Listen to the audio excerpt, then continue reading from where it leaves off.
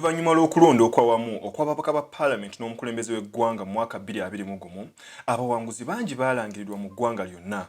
Era mu disitulikiti ey'Ekiboga, Honorable Kaaya Christine Nakimwero ye mubaka eyalondebwa mu kifo ky'omubaka omukyala owa Kiboga District.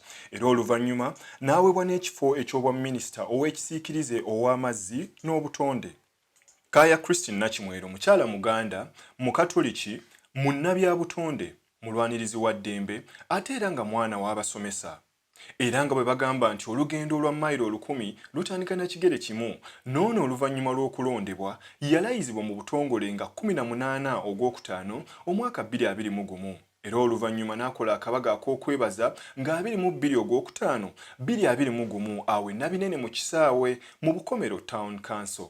Era njagala okubategeeza nti tunagenda okutuuka ku Women's Day ya 2023 nga tukola omwoleso. Tujja kutuula wano era 2023 ku lunaku lw'abakyala tujja kutuula wano nga abakyala basobola okwolesa ebiva mu mirimu gye bakola. Naye njagala kubazzaamu maanyi nti kikyali kituuza, tugenda kubakolera n'embwa yeesigama ennyama. Olw'okwagala okukunga obulungi bannakiboga, olw'empuliziganya ennungi awamu n'okwagala okumanyisanga abantu ku ebyo ebigenda mu maaso mu nkambi ye, yaggulawo ofiisi 5 nga muno mulimu ey'e Bukomero Town Council, Lwamata Town Council, Kiboga Town Council, Nakasengere Trading Center n'Enkandwa Trading Center. Era nga buli office erimu obutebe obuwerera ddala 2, weema etuuza abantu 100, era nga office zonna zirimu abaweereza. Honorable Kaaya Christine Nakimwero awamu ne ttiimu ye baagula emmotoka ey'ekika kya drone ne bagitonera abasomesa mu district olw'okwagala okutumbula ebyenfuna byabwe nga bayita mu bibiina byabwe eby'obwegassi. Ate era nga mu ngeri ey'enjawulo kino omubaka yakikola olw'okwagala awamu n'ekitiibwa ky'assa mu mulimu gw'obusomesa. Obutonde kitundutundu ku bulamu bw'omubaka Kaaya Christine. Ate era olw'obuvunaanyizibwa obulala bwe yeetisse nga minisita ow'ekisiikirize ow'amazzi n'obutonde, ono omulimu gw'okukunga n'okukubiriza bannakiboga okusimba emiti agulumizza mannyo.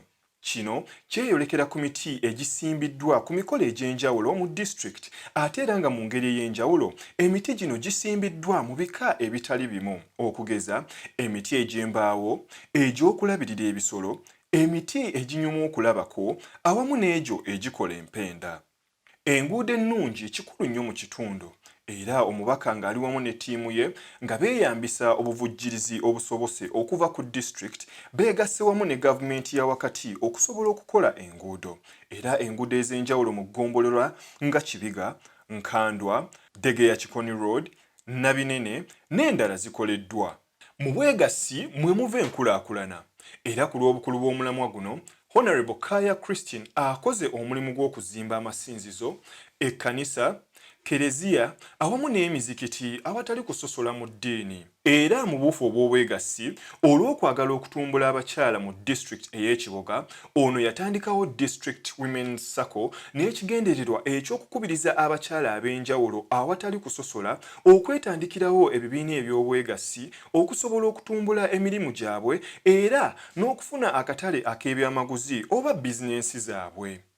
Newankubadde nga kimanyiddwa bannakiboga nti ensonga y'ebbula ly'amazzi erudde ng'ebatawaanya, omubaka Christine Kaaya teyeesuliddeyo gwa nnaggamba, wabula akoze butaweera okulaba ng'ekizibu kino kigonjoolwa ng'ayita mu kusima n'okuzimba nnayikondo mu bitundu eby'enjawulo, okuddaabiriza ezo ezaayonooneka, gattako n'okusima enzizi.